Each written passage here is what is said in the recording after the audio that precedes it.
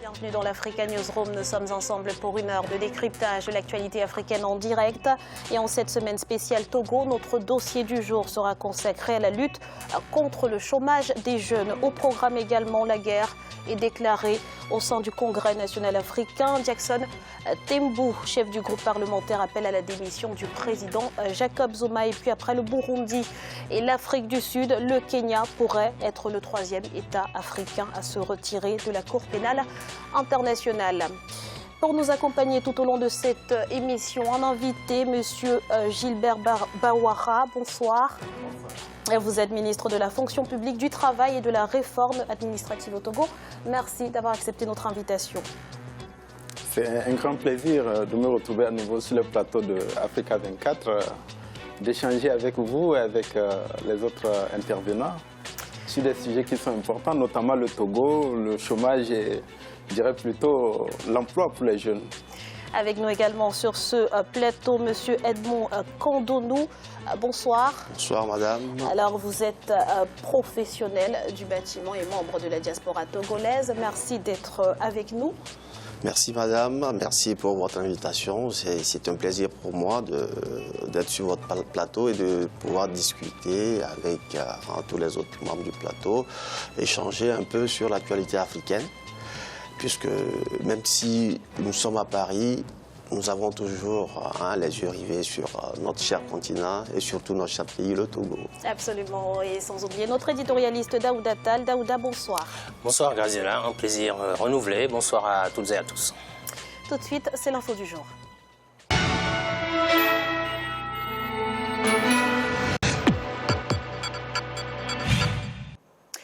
Rien ne va plus au sein de l'ANC, parti au pouvoir en Afrique du Sud. Un haut responsable de la formation a lancé ce dimanche 22 octobre un appel à la démission de certains cadres influents et notamment du président Jacob Zuma. Les détails avec Fanny Mounichi et Mélina Bokassa. Le président sud-africain Jacob Zuma, désormais contesté au sein même de son parti.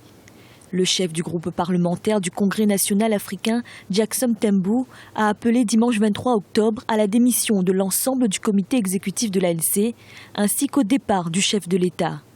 Une intervention alors que le parti est fragilisé par sa déroute historique aux dernières élections municipales. Les dernières élections municipales qui se sont déroulées ont montré un recul important de l'ANC dans des zones où il était un parti incontournable. Donc, tout sur la base de ces constats, il y a des courants à l'intérieur de l'ANC qui demandent donc qu'on change de direction. Et on se rappelle que cela est possible dans le cadre du système constitutionnel sud-africain et que Jacob Zuma lui-même avait remplacé Thabo Mbeki aussi en cours de mandat. Jackson Tembu a également évoqué les récentes accusations de fraude contre le ministre des Finances Pravin Gordhan, une procédure purement politique pour le chef du groupe parlementaire de l'ANC. Pravin Gordhan, engagé dans la lutte contre la corruption, s'est d'ailleurs souvent opposé au chef de l'État, mis en cause dans plusieurs scandales financiers sur la gestion des entreprises publiques. Les compagnons de lutte de Jacob Zuma qui se mettent à exiger son départ, je pense que le mouvement doit être vraiment un mouvement de fond, de telle sorte que, à mon avis, il va être difficile pour Jacob Zuma de se maintenir très longtemps à la tête de ce parti. Dernière controverse en date, le rapport de l'ancienne médiatrice de la République Toulima Donsela sur les pratiques troubles à la tête de l'État. Opposé à sa publication, le président Jacob Zuma a lancé un recours urgent en justice afin de bloquer sa parution. Daouda, le parti au pouvoir en Afrique du Sud, est-il au bord de l'implosion ? Le parti au pouvoir est au bord de l'implosion, pas tout à fait encore, mais par contre, il y a des relents qui montrent aujourd'hui que le parti est en crise. Ce parti historique, qui est quand même un grand parti, l'ANC, qui, il faut le rappeler, est quand même le parti de Nelson Mandela, qui a été au devant de la scène pour toutes les luttes antiracistes, on va dire, contre le racisme en Afrique et la domination étrangère. on va dire que c'est regrettable d'en arriver là, mais je pense que l'ANC doit être tout simplement rénovée. On est passé d'une période de lutte contre tout ce qui est domination, racisme, etc., à une période où la priorité aujourd'hui c'est le développement. C'est plus forcément la lutte contre le racisme puisque les États sont indépendants, même s'il y a encore quelques poches de, on va dire, de résistance que l'on peut regretter, un certain nombre de traitements dans un certain nombre de pays. Mais le vrai combat reste le développement, et qui dit développement dit lutte contre la corruption. La bonne gouvernance, c'est la matière première même du développement, et aujourd'hui c'est regrettable de voir que le président Jacob Zuma est au devant de la scène par rapport à toutes ces affaires. Et pour finir, je dirais tout simplement que bon, l'ANC a bien raison de prendre les devants en tous les cas pour toutes ces affaires, parce que c'est un parti qui mérite quand même d'exister de manière honorable. Monsieur le ministre, quel est votre point de vue? Est-ce que cet appel à la démission du président Jacob Zuma vous semble justifié? Non, ce serait trop dire. De l'extérieur, il est difficile de commenter. Ce qui est évident, au lendemain de toute défaite électorale, c'est normal qu'il y ait des débats, et même des débats vifs, au sein d'un grand parti comme l'ANC. Et que ce débat ait des répercussions compte tenu du système politique et institutionnel sud-africain. On sait que si l'ANC est en bonne santé, c'est que le pays est mieux dirigé. L'ANC a eu à combattre une cause qui était plus ou moins unique. Il s'agissait de combattre contre l'apartheid, contre un système. Aujourd'hui, il s'agit de s'attaquer au développement économique et social, d'offrir le bien-être à la population.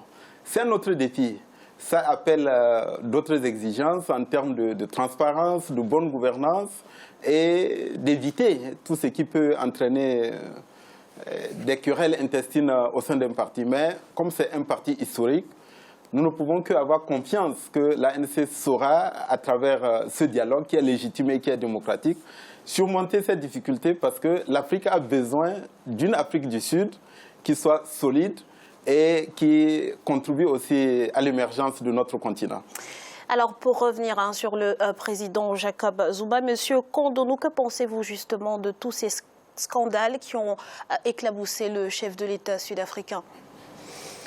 Vous savez, comme l'a dit tout à l'heure Monsieur le ministre, on ne peut pas juger de l'extérieur. Il faut toujours être vraiment proche de la chose pour savoir effectivement ce qui se passe. Mais ce qu'on aurait souhaité, c'est que, comme on dit en Afrique, ce linge sale se lave en famille, dans la famille de l'ANC, qui a été un parti qui a posé de grands actes pour ce pays qu'est l'Afrique du Sud. Donc, voir ce parti se déchirer comme ça se passe aujourd'hui, moi, personnellement, me laisse un peu craintif. J'aurais préféré que les choses se passent un peu plus calmement, sereinement, pour pouvoir promouvoir le développement de l'Afrique du Sud. Après la lutte contre l'apartheid, maintenant, il faut lutter pour le développement. Et ce serait bien si ça se passait avec beaucoup de calme et de sérénité. Alors Daouda, je voudrais quand même que l'on revienne sur le dernier scandale en date qui concerne le président Jacob Zuma. Ce dernier a lancé un recours urgent en justice afin de bloquer la parution d'un rapport accablant sur les pratiques troubles à la tête de l'État. Est-ce là un aveu finalement de culpabilité ? Bon, écoutez, je pense que le médiateur de la République, en l'occurrence ici, c'est une dame qui est assez vaillante et qui ne laisse rien passer dans tout ce qui concerne la bonne gouvernance. Et je pense que je ne vois pas comment le président sud-africain Jacob Zuma peut interdire ou alors bloquer un tel rapport. Parce qu'on l'a vu dans l'affaire de la rénovation de sa résidence personnelle, le médiateur avait été au devant et malgré les quelques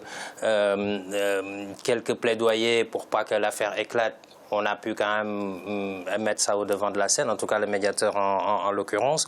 Donc je ne vois pas comment ce type de rapport peut être bloqué, pour revenir sur votre question. Et puis l'Afrique du Sud est un pays démocratique. Je pense que les institutions fonctionnent et l'ANC est là, en avant-garde du combat pour le développement. Et bon, si tout est clair, il n'y a pas de raison de bloquer un rapport sur la bonne gouvernance. Merci Daouda. Et si le Kenya se retirait à son tour de la Cour pénale internationale, la question évoquée depuis quelques années alimente à nouveau le débat depuis l'officialisation il y a quelques jours du retrait de l'Afrique du Sud et du Burundi. Idelette Mirabel-Bissou, commenté par Deo Gracias Podo. Le Parlement kenyan attire l'attention du gouvernement sur les résolutions relatives à la procédure de retrait du Kenya de la Cour pénale internationale. En 2013, les élus du peuple avaient demandé au gouvernement de sortir du statut de Rome. Cette résolution parlementaire a amené l'Union africaine sous l'impulsion du président Uhuru Kenyatta à organiser un sommet spécial en octobre 2013 à Addis Abeba pour aborder le retrait des États africains de la CPI. En janvier 2016, sur proposition du Kenya, la conférence des chefs d'État de l'Union africaine a adopté, à huis clos, une résolution prévoyant l'élaboration d'une feuille de route pour un retrait de la CPI. À l'entame de la procédure de retraite de la CPI, il s'agissait de savoir si le Kenya allait se retirer ou non de la Cour pénale internationale. C'est sur cette question que devait se pencher le cabinet de délibération. Pour la suite de la procédure, nous avons besoin de cette délibération. Le cabinet traite le dossier afin de saisir l'instance compétente. Cette partie de la procédure n'est pas encore achevée. C'est pour dire que c'est la décision de l'exécutif que nous attendons. En avril 2016, le président kenyan avait convié les députés à réactualiser les deux résolutions en suspens qui demandaient au gouvernement de se retirer de la Cour pénale internationale. Aujourd'hui, les députés attendent toujours la décision de l'exécutif sur le sujet. Dans les rues de Nairobi, les avis sont partagés.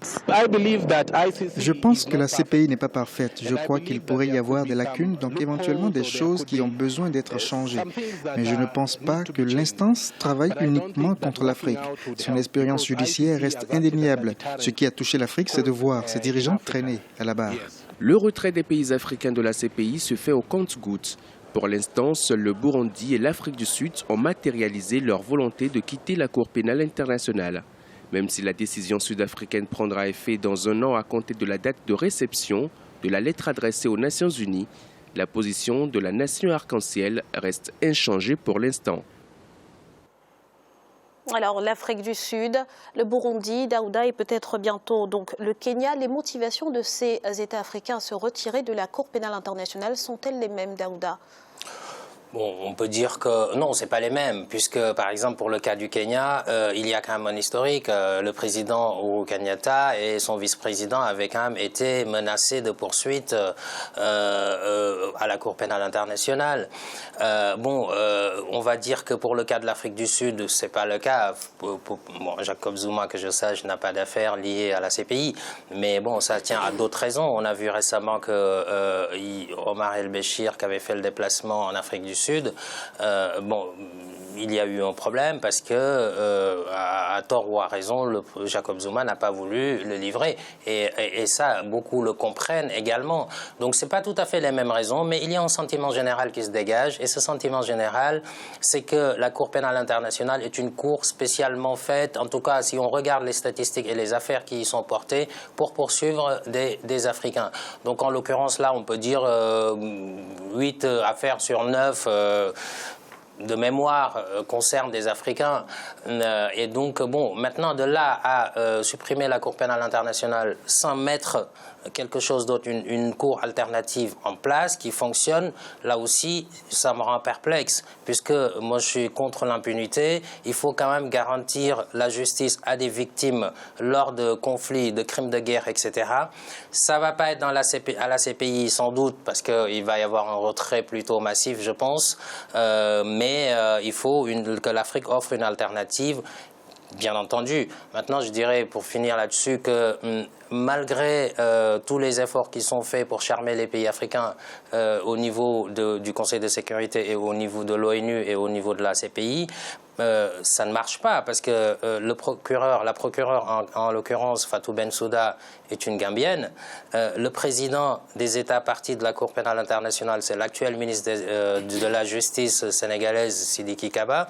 Donc même en mettant une procureure africaine, un président des États parties, l'Assemblée générale des États qui sont membres de la CPI, en nommant un Africain, en l'occurrence un Sénégalais, ça n'empêche que les autres veulent partir. Et donc ça se comprend pour un certain nombre de raisons. Monsieur le ministre, selon vous, est-ce que d'autres pays africains pourraient suivre cet élan et demander à leur tour un retrait de la Cour pénale internationale? On pense à votre pays, le Togo, par exemple. Non, je dois d'abord préciser que le Togo n'est pas partie prenante à la Cour pénale internationale. C'est vrai, au-delà des considérations individuelles, le fait que la procureure soit africaine, le fait que le président de l'Assemblée des parties prenantes ou des États membres au statut de Rome soit africain, le ministre de la Justice du Sénégal soit africain, et au-delà même des motifs qui pourraient conduire tel État ou tel autre à vouloir se retirer de la Cour pénale, il faut dire au moins 2-3 choses. La première chose, c'est que la justice, la lutte contre l'impunité, qu'il s'agisse de la justice domestique et interne ou de la justice internationale, sont des éléments importants pour une société démocratique et libre et pour la construction de l'état de droit, aussi bien sur le continent africain qu'à l'extérieur. Maintenant, de quelle justice on parle? Il faut que la justice soit perçue comme étant équitable, juste et impartiale. Or, le sentiment général aujourd'hui, c'est qu'il y aurait une persécution et un acharnement contre les Africains.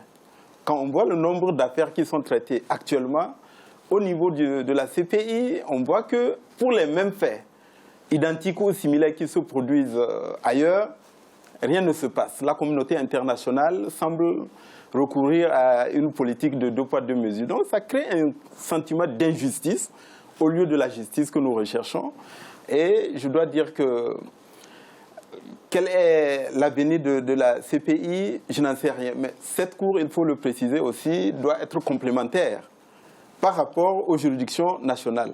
Ce qu'il faut souhaiter, c'est que les États africains qui le font déjà continuent à renforcer leur système de justice de telle sorte qu'en cas d'infraction grave, on parle de crimes contre l'humanité, on parle de génocide, on parle des crimes de guerre, il puisse y avoir une lutte implacable au niveau des justices domestiques contre ce genre de situation, de telle sorte que la dignité des Africains ne soit pas bafouée avec la situation que l'on observe parfois lorsque d'anciens dirigeants sont traînés devant des juridictions internationales. Merci, Monsieur le Ministre. Nous allons à présent marquer une courte pause. On se retrouve dans quelques instants pour la suite de l'Africa Newsroom. A tout de suite.